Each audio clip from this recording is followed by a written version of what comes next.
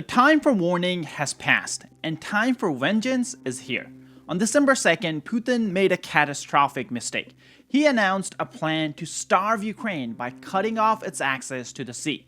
And he started by attacking civilian Turkish ships carrying nothing but tomatoes and food. He thought he could act with impunity, but he forgot one crucial detail. The Russian Navy is not a predator anymore, it's a prey. Ukraine's response was instant, brutal, and historic. They didn't just strike a ship, they hunted down a Russian Kilo-class submarine deep inside Russian territory. The result? Pure embarrassment for the Kremlin. Hundreds of millions of dollars were erased in seconds. And the Black Sea Fleet that fled Crimea to hide in Russia is realizing that there is nowhere left to run. This was such a big hit that Russian propagandists are now coping by claiming that maybe Russia doesn't need a navy anyways, while Putin is realizing that his only advantage left is throwing more bodies at the front lines. Winter is coming and the Russian Black Sea Fleet is disappearing. So let's break down exactly what happened. On December 2nd, Putin made a bold prediction. If Ukraine does not surrender, he wants to cut off Ukraine from the seas, meaning he wants no trade in or out of Ukrainian ports. Just take a listen yourself. The most radical way would be to cut Ukraine off from the sea.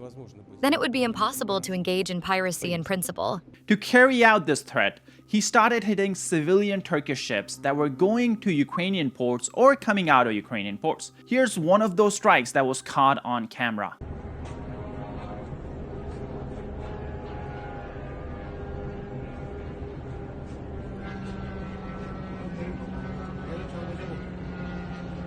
Çek bana atarsın. Havaya patlatmışlar zaten bak. Aha gidiyor bak, drone'a bak, patlayacak bak. Patlayacak bak. Patlayacak bak.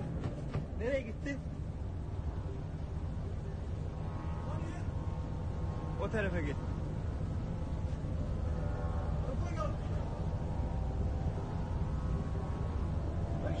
Aha patladı. Gemiyi patlat.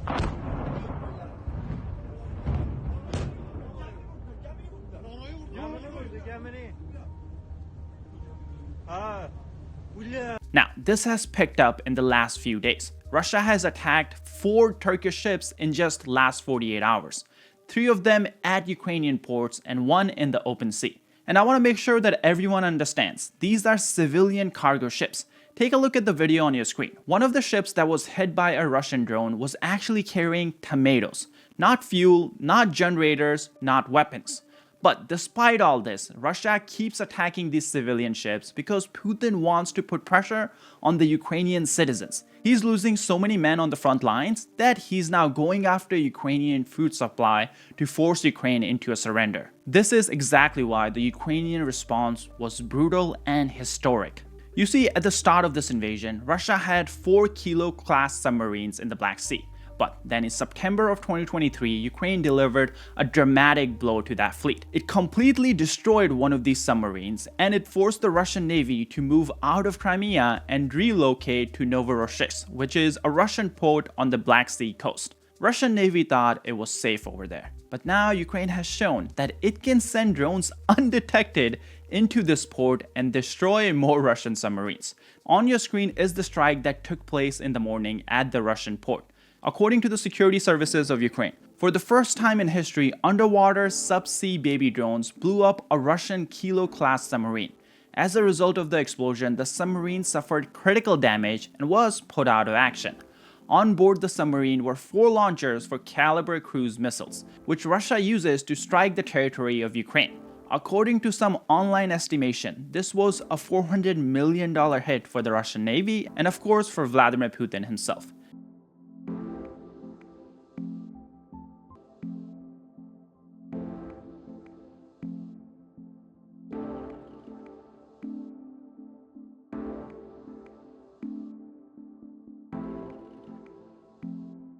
Based on the information online, it seems Ukrainian drones targeted the stern of the submarine. From my knowledge, that means the back. And this is a huge deal because this leaves Russia with just 2 submarines in the Black Sea, and due to maintenance and rotations, they can only really operate one at a time. This means there are going to be less missiles that are going deep inside Ukrainian territories, and less missiles that are now targeting Ukrainian towns in western Ukraine.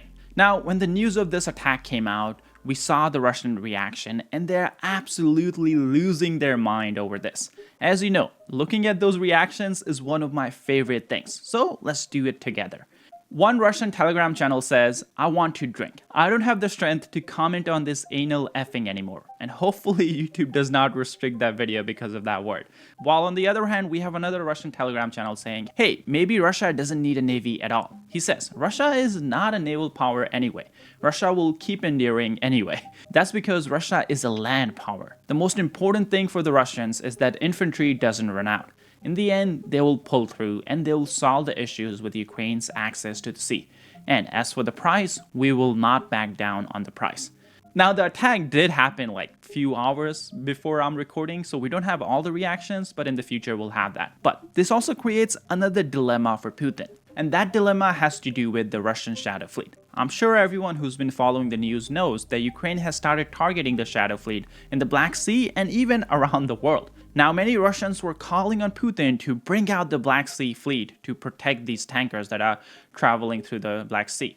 But the fleet was hiding in the port for exactly this reason. Putin did not want to lose more submarines and more vessels. But the attack this morning shows that even in the port, the Russian fleet is not safe. And that means the Russian Shadow Fleet, which are the tankers that keep transferring sanctioned Russian oil, well, they will keep on dwindling if they continue their trade with Russia. And that's why now some Russian commentators are talking about a nuclear war again. They're saying that if Ukraine continues to target Russian ships, maybe Russia should start causing nuclear Armageddon inside Ukraine. Just take a listen. How should we respond? Well, I'm not sure. You know, if they're acting as spotters, and by the way, working with unmanned cutters. Unmanned cutters. If those drones start hitting our cargo ships, insurance premiums will shoot up. And finding crews for those tankers will be difficult, and most likely they'll stop operating altogether. The flow of goods we have, that's going to be a serious challenge for the economy. Just like it was at the start, when sanctions were introduced. When we had to reroute cargo flows away from the West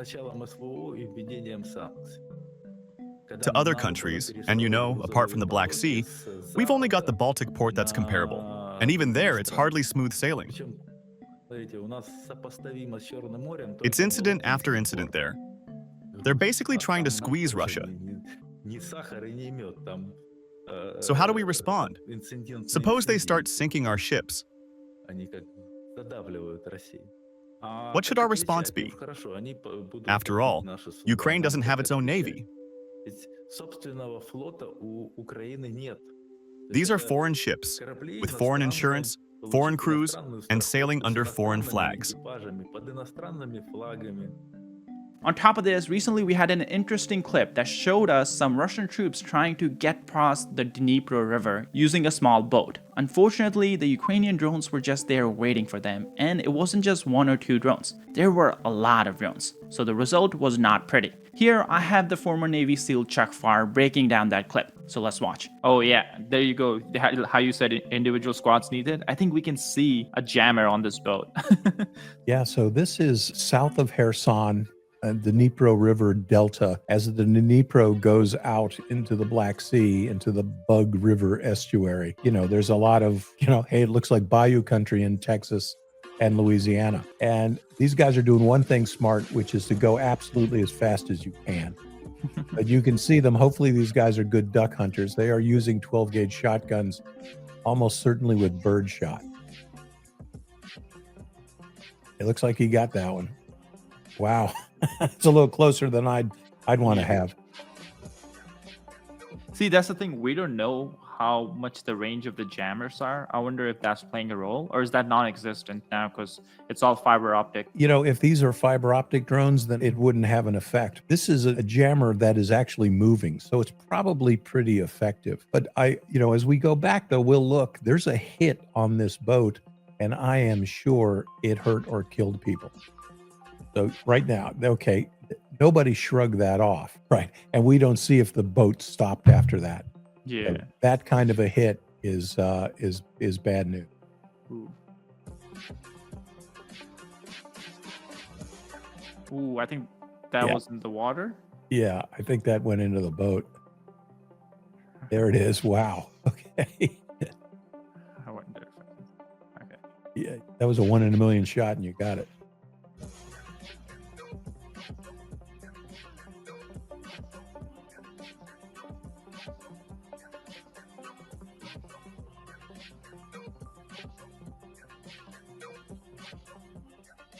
Wow, that was another close one.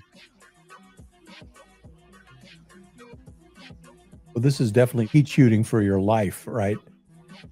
So the other thing that we notice about this is, the only thing engaging these guys right now are the drones. So, there's a lot of, you can see that low swampy country out there that's sort of not really any side controls, but just the number of drones that are closing in on these guys is a message to the Russians. Yeah. This isn't safe. And like I said, that previous hit, look, there are at least 3 or 4 guys in that boat that are hurting. That thing went off right over the coxswain.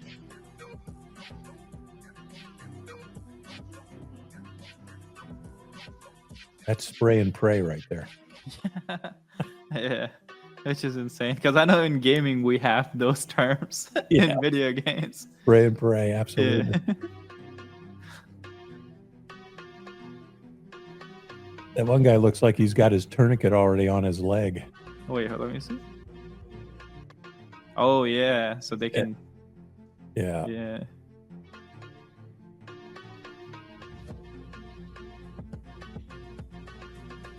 Yeah, this will be a patrol they remember. Ooh. Wow, I don't know. That's a lot. So this is all one boat. That's what's insane, right? The amount of drones is insane. I wonder how many.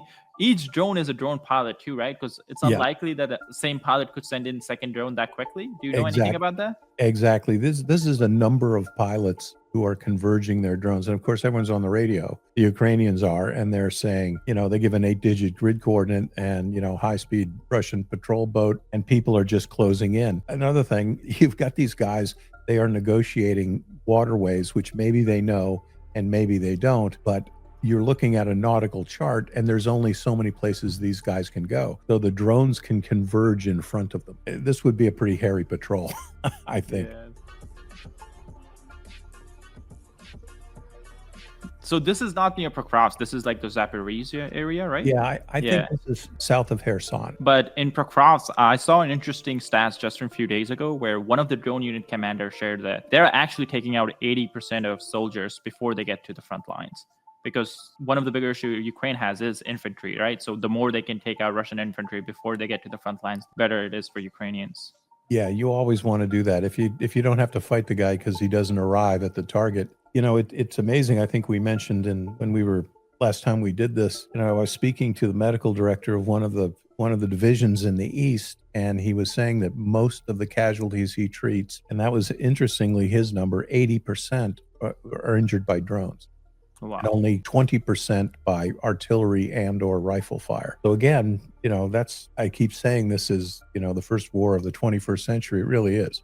Yeah. And it's hard to believe, Sam, just 4 years ago, it was almost impossible to predict or think that the number one thing that's going to kill a soldier on a battlefield is literally a flying robot, right? Yeah. Nobody saw that coming. Nobody. And even the war has changed. The Bayraktar drone, conventional fixed-wing drone that fires smaller ordnance, nobody saw this coming. And now, you can see the density. These guys have been hit, 15 times just in this video? Or one of the problems with making videos like these, where we show a lot of drone strikes, even if no human or Russian soldiers are getting hurt in the video, YouTube usually demonetizes or restricts our videos. In fact, in the last week, we had 4 of our videos get demonetized. According to YouTube, showing drone strikes or even footage from the front lines is not advertiser friendly, and that's why the videos are restricted. But this is the reality of modern warfare, and this is the war Ukrainians are fighting and trying to survive. So we believe it's important to cover this all, and that's why we launched our own platform, Basics Insider. We built it from scratch, so we don't have any restrictions. We don't have to blur our drone strike, we don't have to blur frontline footage, and we don't have to blur Russian air bases getting destroyed. On top of this, we actually don't run any ads on the site. That way, we don't have to censor ourselves just because advertisers are not happy about what we are covering. We don't fund the site through ads, we fund it through your support. So if you're someone who's interested in coverage like this and you want to watch our videos uncensored and get bonus content that we just cannot upload here on YouTube, then definitely go join us at basicsinsider.com. You can also click the link in the description or scan the QR code on your screen. By joining, you can watch all the content that we have already uploaded and all the videos we will upload in the future. On top of that, you'll be supporting our coverage and supporting our channel. So thank you so much. My name is Sam and I'll see you guys in the next one.